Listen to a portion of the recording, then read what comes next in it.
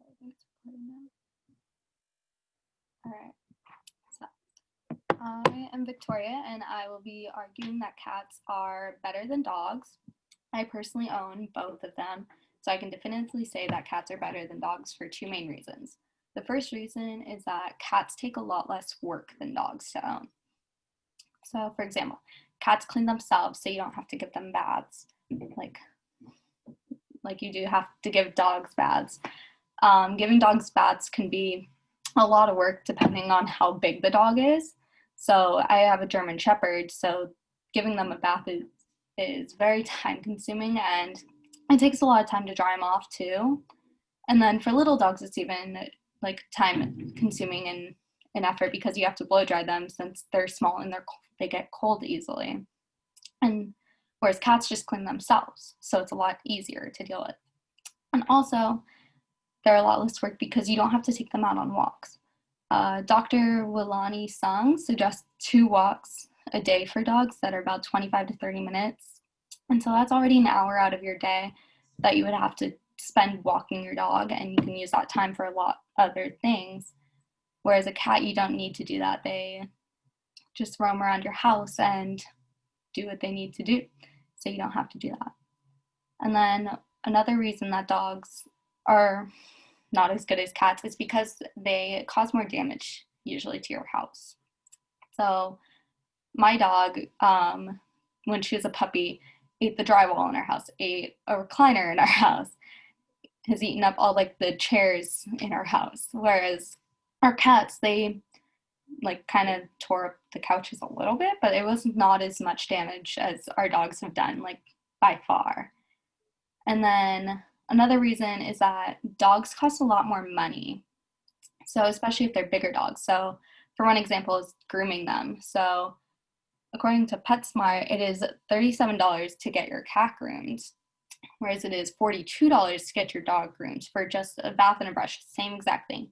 It costs more money for dogs. Another thing that dogs cost more money for is boarding fees. So like if you're going on vacation or something and you decide to do like a daycare for your animals, for dogs it's $36.95 starting to get your dogs in like a hotel type deal. Whereas for cats it's $26.95 for the same thing.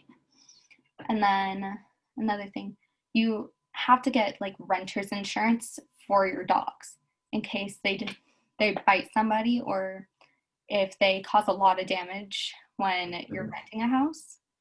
So State Farm said that in 2019, homeowners insurance had to pay $797 million just for dog-related injuries, whereas for cats, you don't have to get insurance at all for them. Okay. Then, that's 3 minutes. Okay. Perfect. Okay. So basically what you were saying is cats are less expensive than dogs, right? That was your first part of your argument.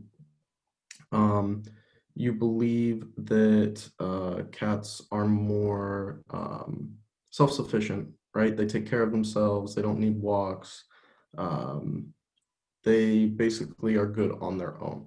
Dogs require more attention, more time. And then you said that cats in general will not mess things up as much as dogs, correct? So, dogs are a little bit more high maintenance. They will, at least your personal example they gave, your dogs chewed up your drywall while your cats just might have scratched up the couch a little bit, right? Yeah. Okay, perfect. And that's 1 minute. So then I think, I get a minute preparation time. Okay, let me start that real quick.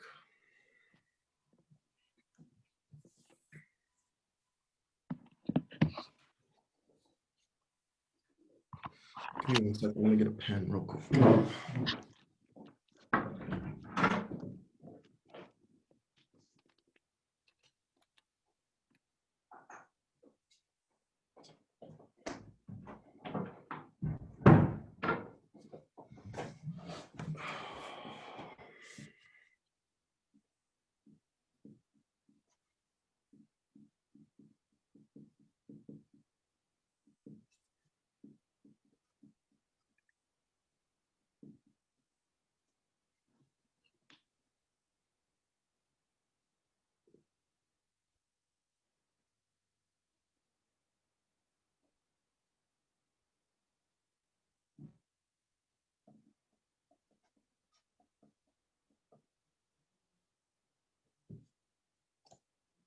Okay. Oops.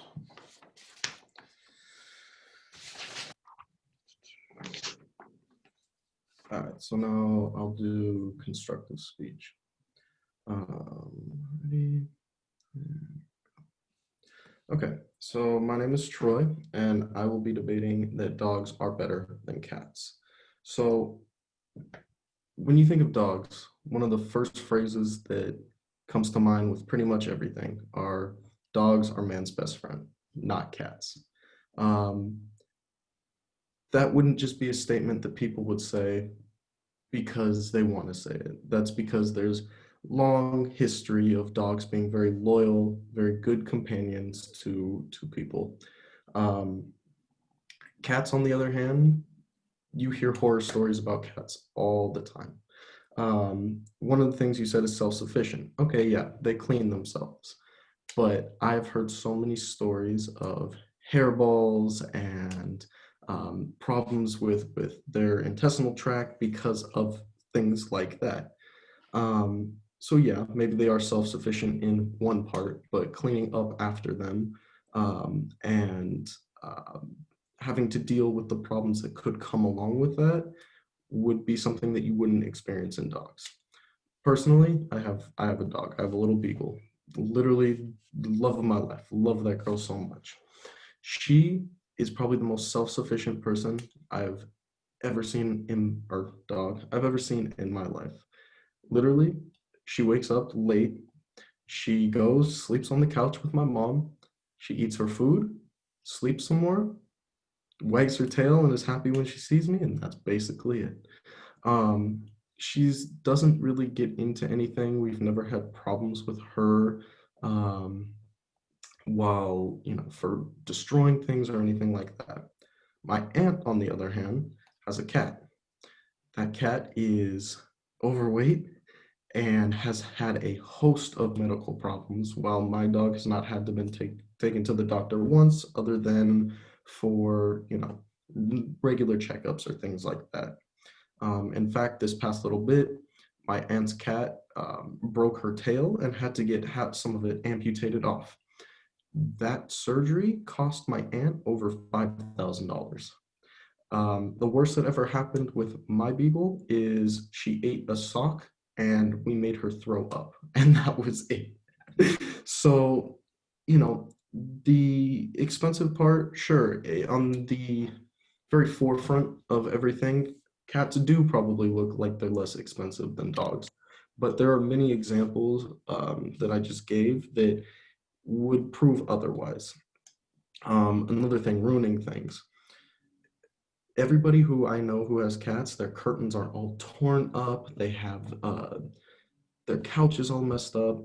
The worst that my dog ever does is literally too much hair everywhere, and that's about it. So we bought a Roomba, and that's it. That's 3 minutes. All Okay. right. So then you Go through my cross-examination. cross-examination, correct? All right. So your dog is a beagle. So she's like pretty small, right? Yes. Well, decently small. Yeah, yeah, yeah. Yeah. All right. So I feel your examples of why she doesn't have as many medical bills or stuff is more due to how small she is. Mhm. All right. But your cat or your aunt's cat has had a lot of issues. Yes, a All lot right. of issues. Okay. I think I'm good on the cross. Okay. I don't have much to say. Yeah, you had like 20 seconds, so I think you're good. Um, and then now it's 1 minute preparation.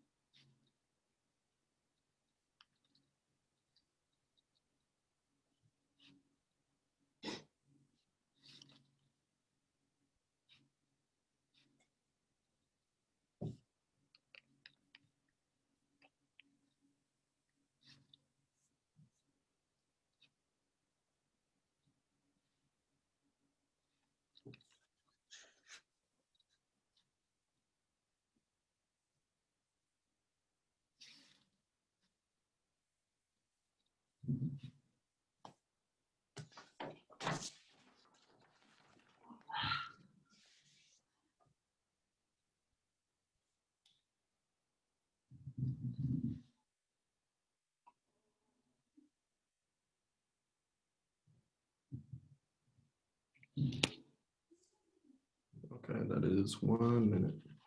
All right. So now 2 minutes for you. Okay. So you said that your dog is very small, and Mhm. that is one reason why you haven't had as many issues with medical bills and stuff. Whereas big dogs, they tend to have a lot more issues. Like my dog was big German Shepherd, my old dog, and she had so many issues where that a lot of bigger dogs have. Like her knees were bad, her hips were bad. She just had a lot of joint issues because of how big she is, and that's pretty true for most dogs across the board. So for your beagle, yes, she won't have as many big medical expenses. Mhm. And then also for your aunt's cat, the first time I've heard of an amputated tail for a cat. First So time I heard of one too. yeah, so I feel like that is not across the board for why cats can be more expensive, Mhm. because that's not going to be true for most cats, I believe. And then for you said that your dog is very self-sufficient, um, but you still have to take her out and give her baths, which is more than you have to do for a cat. And then the hairballs, yes, that is a concern for cats, but it's also not that big of a deal because it's easy to clean up, just like if your dog had puked. Like, easy to clean up, doesn't take that much time relatively. And then it does mess up the intestinal tract, though, which is true. But again, that's not going to be as big of an expense as it will for your like dogs that will have their medical issues later in life also. And yeah.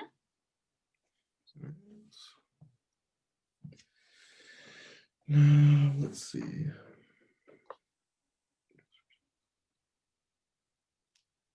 Okay, so I don't think that I cross-examine you now, right? I go just That's 1 minute to prepare for this. Okay.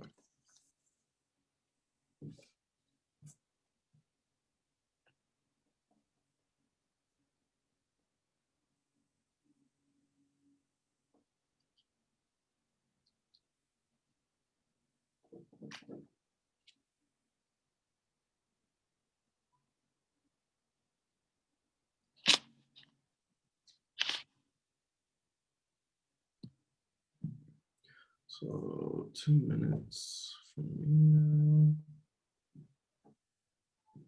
Okay. So one of the biggest things that you said was that my dog is a small dog, so that's going to eliminate a lot of the health issues and different things that you had said originally happen when you have dogs compared to cats. So although I understand where you're coming from with that, um, my uncle actually has a German Shepherd. He's had multiple German Shepherds. Every single one of them has been in almost near perfect health for their entire lives, and they've lived very, very long lives. My uncle, he takes care of his dogs, but he's not like some of those crazy dog owners that, are babying them and all that 24/7. Um, so with his dogs, he's never had these huge expenses of anything. The only time that he was having to pay more was maybe towards the end of their lives. But with cats or with dogs, at the end, there's always going to be, some medical issues and things that come up.